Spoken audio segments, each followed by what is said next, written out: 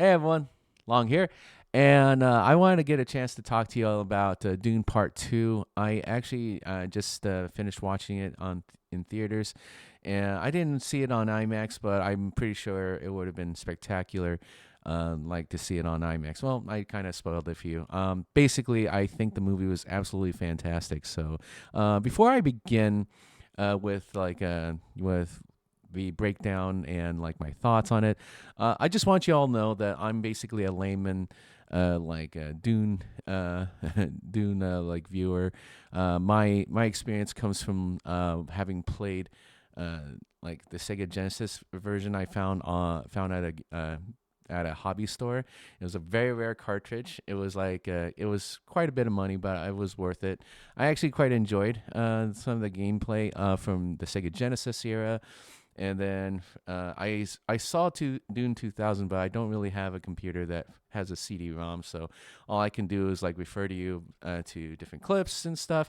I probably might make a separate video on Dune video games if I'm able to. In the meantime, let's go ahead and just head over to the movie. So Dune actually opens up in the aftermath of the attack on Arrakeen, the attack that basically obliterated like House Atreides, but not completely destroyed, because Paul Atreides was one of the few who managed to escape the attack. Shortly after, after like Arrakeen has been overtaken.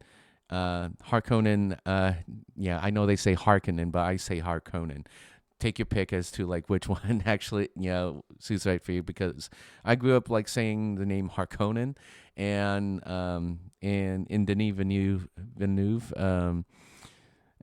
adaptation they say Harkonnen, but I'm gonna call it Harkonnen. Shortly after Arrakeen has been conquered, House Harkonnen installs like Rabban, who's played by Drax, aka Dave Bautista, and he's got a very pretty interesting character study. Like there are many scenes about him that I won't get into, but let me just say that Dave Bautista does a really good job portraying Rabban. And and I'll have plenty more to say about him later. We get a shot of like Princess Arulan, and she's basically like recording everything that's been going on since before the Emperor basically told House Atreides to take over control of the Dune planet Arrakis, the original name for the planet Dune, which was Dune. So. Which comes into play a little bit later. So, anyway, that's a little spoiler for you there, and hence the name of the series. I think so. Anyway, about this time, like Paul gets adjusted to Fremen life, and he's with the purpose of hopefully trying to figure out how to strike back at House Harkonnen, and and eventually. He gets eventually his end goal is to basically defeat House Harkonnen and become the liberator of the planet. Early on, in the last movie, which I didn't really get a chance to like review, which I also thought was fantastic. There were like a lot of characters that were introduced in the movie. First movie, characters of which who had their scenes cut out, including Thufir Hawat, who was the mentat to Paul, and it's a darn shame that they couldn't really fit his scenes in there. But along with a couple, I think is another character, and unfortunately that their scenes couldn't make it in. Unfortunately, at that point we have to safely assume that everyone had been slaughtered. I think I've pretty much laid out as much as I could without getting into spoilers. But so instead, I'm going to go ahead and talk to you about the themes that are prevalent in the movie. What's presented to us, the viewers, is this overarching theme of Paul being the prophesized Messiah, and there's also a lot of like tension, about like whether or not Paul is the true Messiah, I mean, if is he truly the Messiah that's been that's been like this talked about by some benevolent force that will one day restore Arrakis to its glory, or is this something that's kind of made up? I we This is a great opportunity. So like, and the movie does a great job of like exploring some of that tension. Religion is very much a huge like prevalent theme.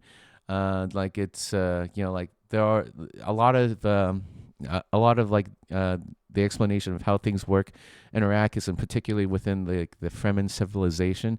It's all based around rules. And then like this also runs in contrast to what is like something that I won't say too much about it, but like with how House Harkonnen works here. So you actually get to see a lot of like that world building. So it's not just world building. It's rather like the world was already established in the first movie, and then we get to see a little bit. We get to peek, pull back the curtain a little bit more on how House Harkonnen works, and there's a lot of like insidious nonsense going on there, and it's all in the service of just creating like more multiple plot threads that can happen in subsequent films, and it's actually got me like really excited for what's to come. And and there's a lot of little things that go on, and in many ways it's made me wish that I had kept up with the books.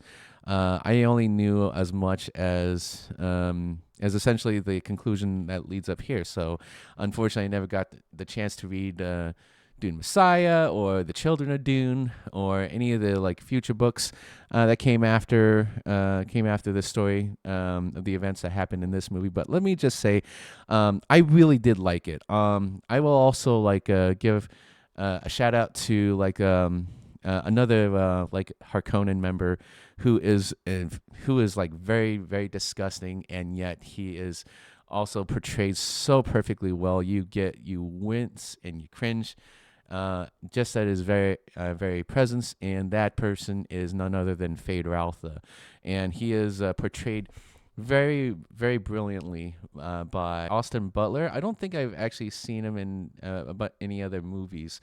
I think he's brand new, but I think he portrays Fade Raltha really well. I kind of remember this from the David Lynch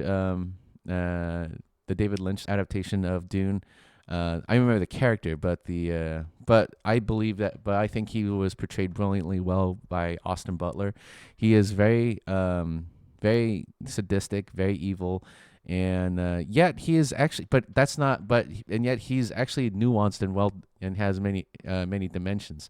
So it's really cool in the scenes that he's here that we get to see like the full range of like Fade Raltha, and I'm quite honestly like very happy to say that he plays the part really well. We also see appearances from Christopher Walken, who surprisingly I did not even think would be in a Dune movie, but he plays the Emperor pretty reasonably well. I think he's all right here. I mean, I didn't really see much like menace from Christopher Walken. I think he played it all right, but like after the movie, I just think that Christopher Walken could have been replaced by someone else. No offense to Christopher Walken. I think I still like Christopher Walken as an actor, but there really was. I don't know there was much for him to work with. He is a rather menacing figure,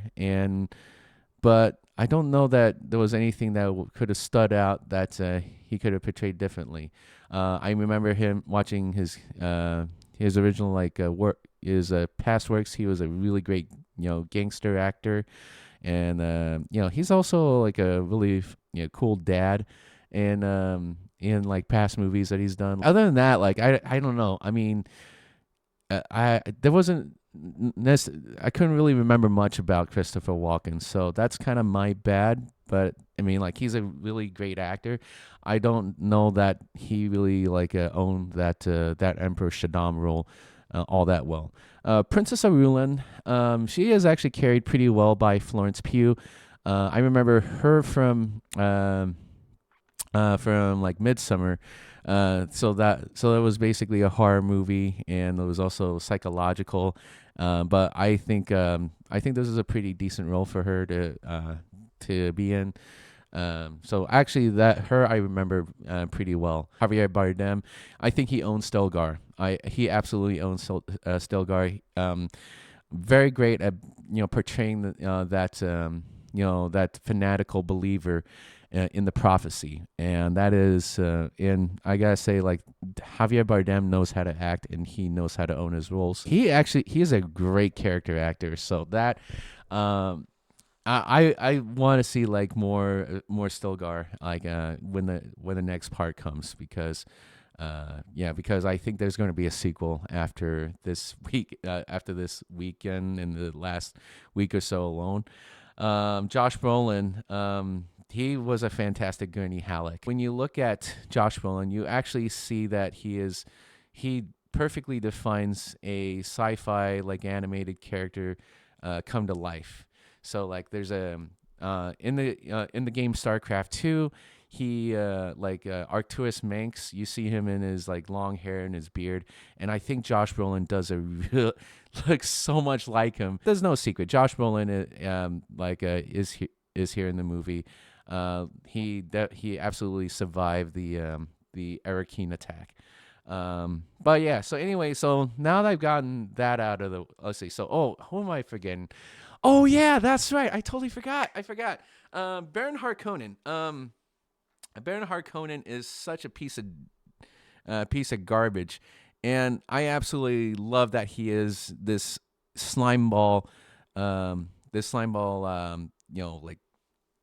a guy who you just you can't help but like look at him, even though like he's absolutely disgustingly portrayed by Stellan Skarsgård. I didn't even know that was Stellan Skarsgård at the time, but he does such a great job being that villain.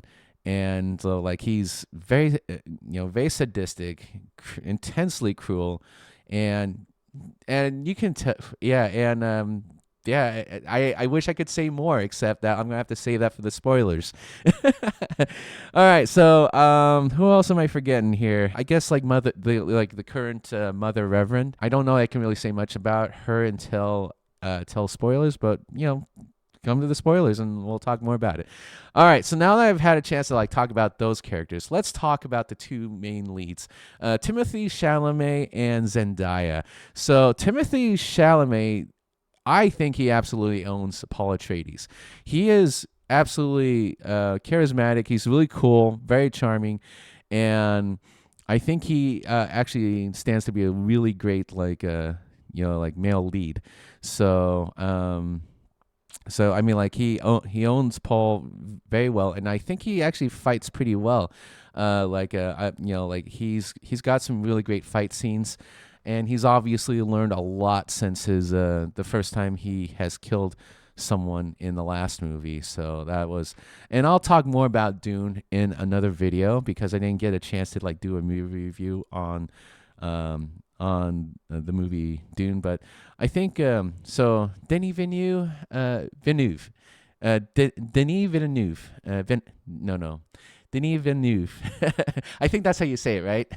Hello, my name is Denis Villeneuve. I'm the director of Blade Runner 2014. Denis Villeneuve has got such a great great way to like portraying the characters, and I think that helped. That absolutely helped flesh out like Paul Atreides as a very nuanced and a multi-dimensional character. So like you see him as this good guy coming in from a very noble house, but he's got a lot of like dimensions about him, and he's got a ton of baggage. So he doesn't want to be he wants to lead by example. He doesn't want to lead by force, and he certainly does not believe himself to be the Messiah.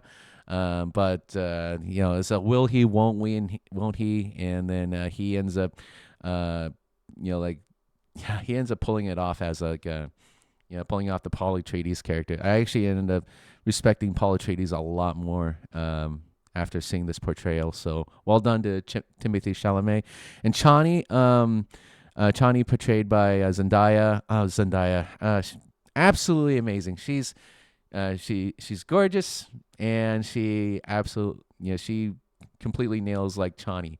So there's a whole different dimension that she actually brings, and I think I mean, I don't know if it's the like the I think it's actually like a I see the thing is like I think she actually like portrays Chani really well, and in this particular adaptation, she has she grew up like in many ways like yeah, the way that they had like shaped Chani here is that the way that they shaped Chani is that she's skeptical but is willing to be by Paul's side. Let me just go ahead and put it that way.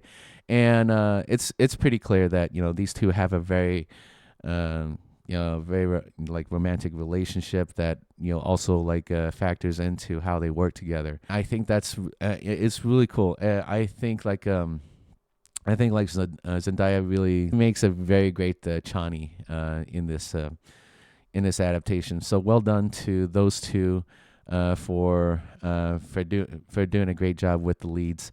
And yeah, Timothy Chalamet, I think I'm gonna keep a closer eye on him now. Now that he's effectively like sold me as Paul Atreides in over the course of 2 movies. So I'm hoping that to see Denis Villeneuve's like adaptation of Dune Messiah, so I can see more of what's going on because it's yeah, it's pretty cool. So anyway, that's it. That's going to be it for me from this review.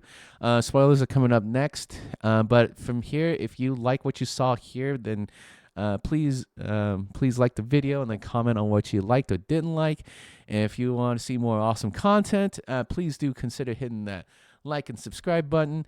And then I'll either see you in the next video. I'll see you in the spoilers section. Right over here, right this way.